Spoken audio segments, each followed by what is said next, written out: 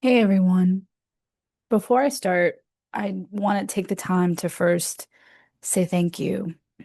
Thank you for taking the time to subscribe. Thank you for taking the time to listen and follow Alice's journey.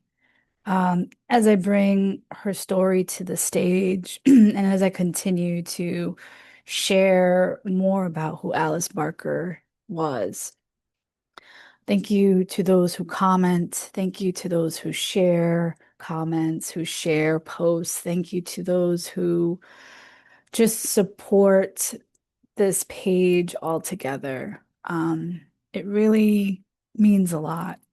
Thank you also to those who hold me accountable with their critical comments.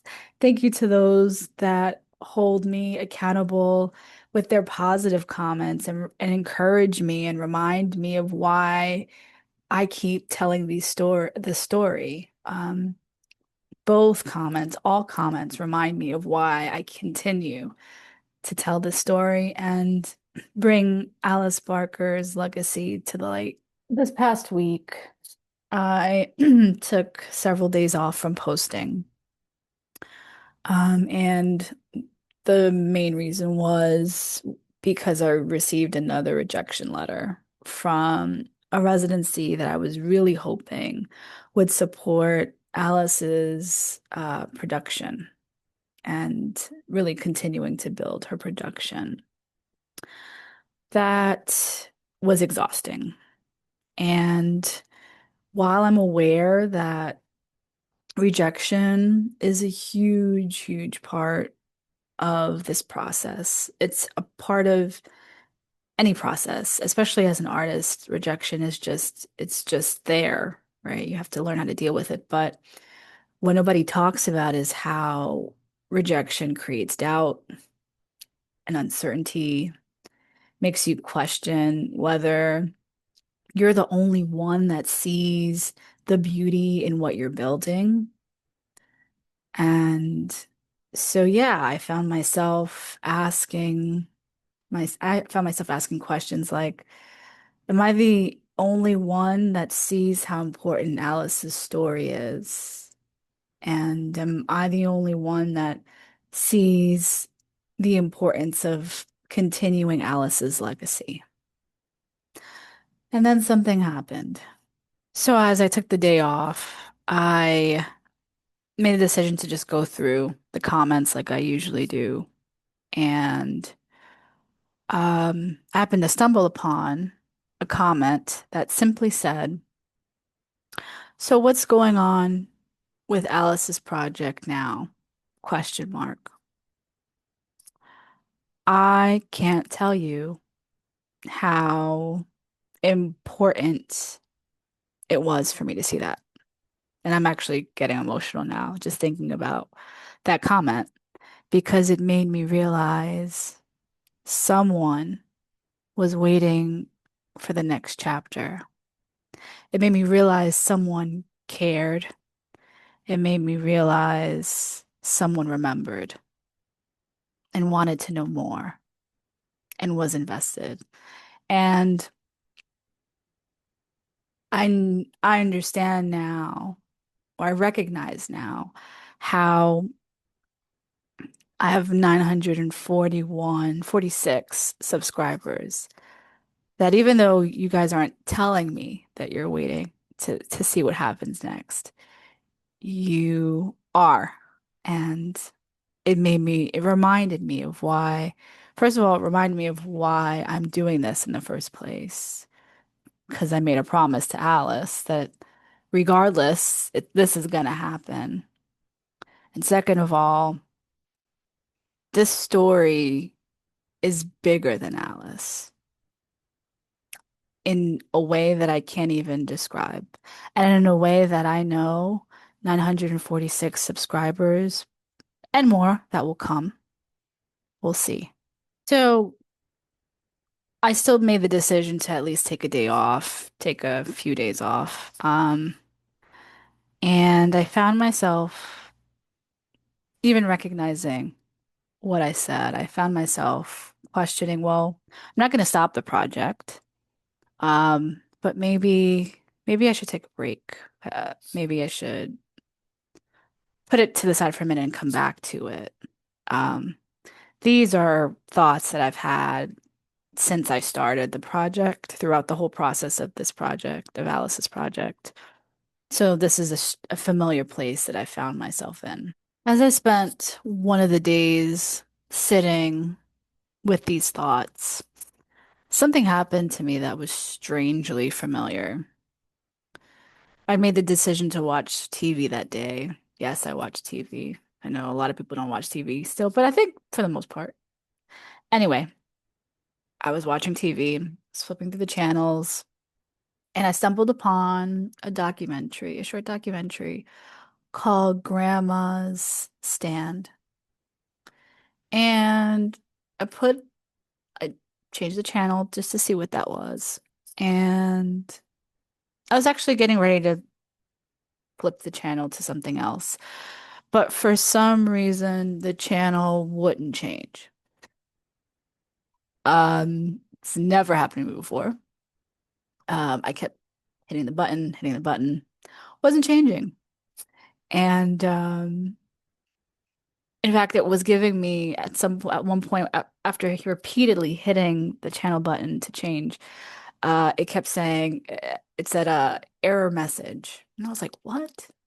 And so I gave up and I watched the documentary. And the documentary, if you haven't seen it, it's incredible. On PBS, I'm not promoting PBS, even though I mean they're more than welcome to support this whole process. Um, but yeah,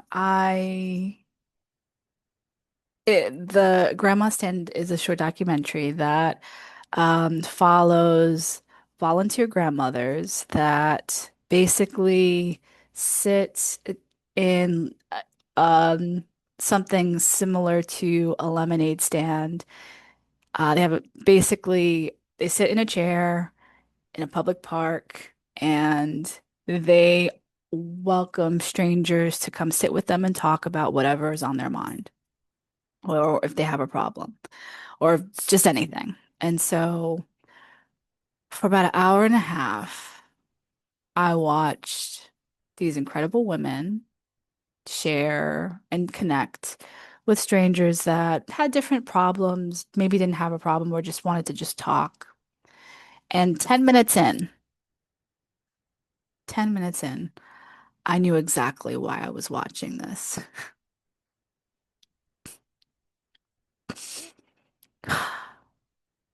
Um, I knew that I was watching this and call it a sign, call it intuition, call it, I don't know, whatever floats your boat. But for me, this was Alice's way of telling me, keep going. Like in my head, that's all I could imagine her saying while I was watching this. And one of the reasons why this really, that thought or these feelings come up when I think about that moment is because these grandmothers sat and listened to whomever decided to have a conversation with them. And they offered wisdom, they offered care. Most importantly, they offered their presence, just their presence and their patience. And that is something that I made sure to capture in the script for Alice, telling Alice's story. How in the later years of Alice's life, that's exactly what she offered. And the first person she offered that to was a staff member who made the decision to take Alice's memories and stories and basically find a way to share it with the world. And now the world experienced Alice's presence. Alice's presence caused people to write letters to her after watching her viral video. They saw themselves in her and shared their experience. And they also felt seen and remembered too. And so I was immediately reminded of why I need to keep going with Alice's project. This documentary, Grandma's Stand, reminded me that while I'm telling Alice's story, it's not just about one person's history. It's about the wisdom, the dignity, and the humanity that is often lost and disappear as we get older, especially in this time. It's about remembering people before the world forgets them. What's funny is something like this has happened to me before, where I'll drift away or attempt to drift away, and something always brings me back to telling Alice's story.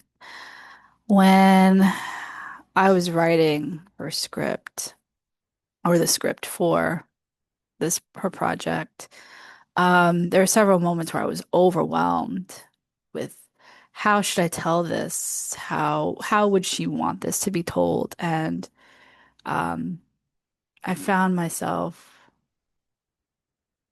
saying I found myself putting it down for a minute. And weeks would go by where I wouldn't go to it. And I would find myself in a store, maybe a Starbucks or 99-cent store, a random store, and I would immediately hear the song, It Don't Mean a Thing If It Ain't Got That Swing. So if you're not familiar with some of Alice's story, it's one of that is Alice's favorite song. One of Alice's favorite songs, excuse me. She has another one, which you'll find out as this production comes to light.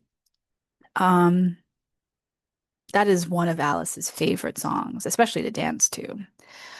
One, because she loved to dance to it, but also it one of her dearest friends, Ella Fitzgerald, sang it. And I always correlated that song to Alice. And when I would hear it in a 99-cent store or in a Starbucks, right? Places where, usually in like stores like that, maybe they have like a Spotify thing hooked up, a playlist, or maybe they have the radio on. I'm like, what up? Like, where is this coming from? Like, I mean, it's a relatively old song. So it's like, who's playing this? And so, of course, for me, I would immediately know, like, okay, that's Alice is reminding me. And again, call it coincidence, call it a sign, whatever you would want to call it. But for me, I felt like that was a reminder to keep going, keep telling my story. Like if Alice could tap me on the shoulder in the store, keep telling my story. You told me you would, keep telling it. So I would, and I did, and I kept going, even when I had moments like that. So I'm sharing all of this to say that um, I just want to be honest about this process because I don't know who actually is really being honest about this process. If there are people that I'm missing that are sharing about this process, I am all ears, but I'm going to be honest about my process. There have been setbacks, there has been rejection, there has been moments where I drift away from the project. There has been moments where I question, should I be doing this? Um, and why? but I always somehow come back to and am reminded of why this story matters. I'm always reminded, get back to work, keep going. And I believe that Alice's story matters now more than ever because Alice's story isn't just about Alice's story. It's about the people that go unseen, the people that are forgotten, the people whose lives mattered before the world even noticed. And as a dancer, I know something else too. I know that I am able to dance in all types of spaces just because of women like Alice who danced in places that they weren't allowed to dance in. And the thing about that is they took risks. They opened doors. They kicked the doors in most of the time. They spoke up. And just like they kept going, I'm going to keep going too because these stories need to be told. Alice's story needs to be told. And that's what I'm going to do. Thank you for joining me. Until next time, take care.